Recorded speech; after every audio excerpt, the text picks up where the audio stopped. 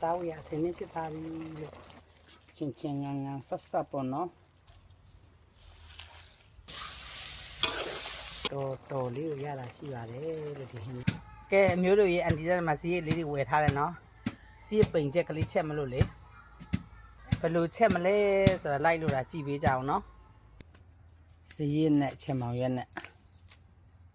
ပိန်ချက်လိန်ချက်ကလေးချက်မှာပေါ့နော်စချင်ချက်ကလေး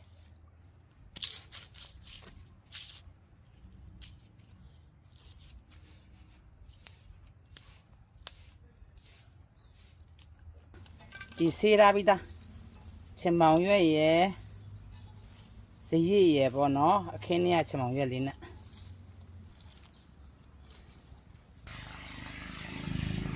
ကဲဒီမှာအချုံမုံထည့်ပြီနော်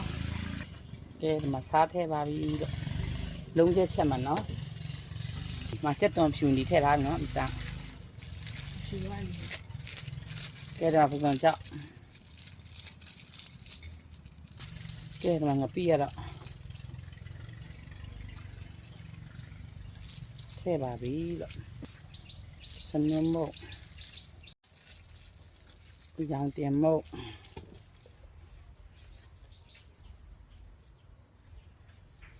မြုပ်ကျန်း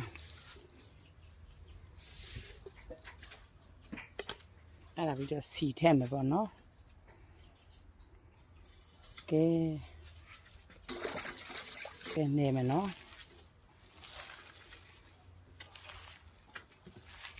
ဒါကိုခရမ်းညီလေးနဲ့ချက်ချင်လည်းရတယ်နော်အစားခရမ်းညီလေးမရှိလို့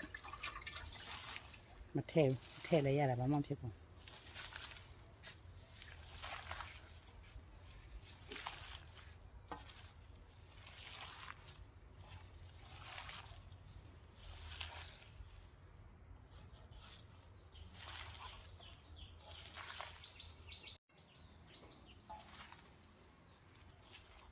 ကဲ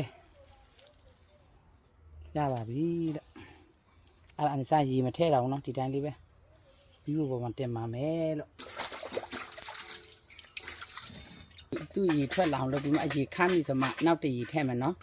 စီတရားထွက်လာတဲ့အရေတွေကိုဒီတိုင်းထားမှတော့ရေမထည့်ထားအောင်နော်ပိန်ချက်ဆိုတော့လိမ့်နေအောင်ဒါအစားထိုးမှနော်ကဲဖွင့်ကြည့်အောင်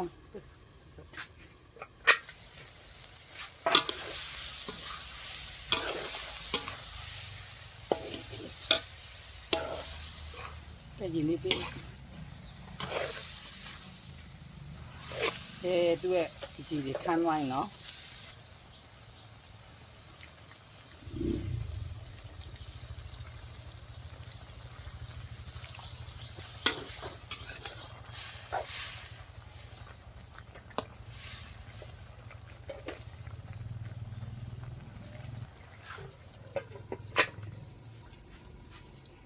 အမျိုးတွေအနိစ္စဈေးပိန်ချက်လေးကြက်ပါပြီတဲ့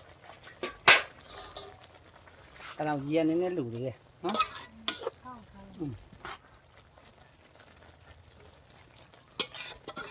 ဒီစိမ့်လေးခတ်ပါမယ်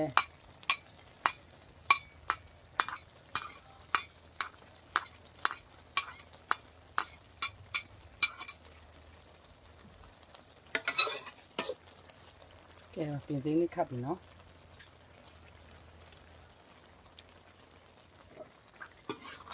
ကဲမစားကြအောင်မျိုးကြီး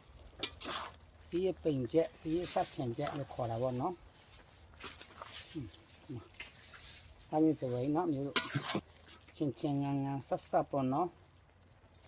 အဲ့လိုလေးချက်စားပါမျိုးတို့ရေ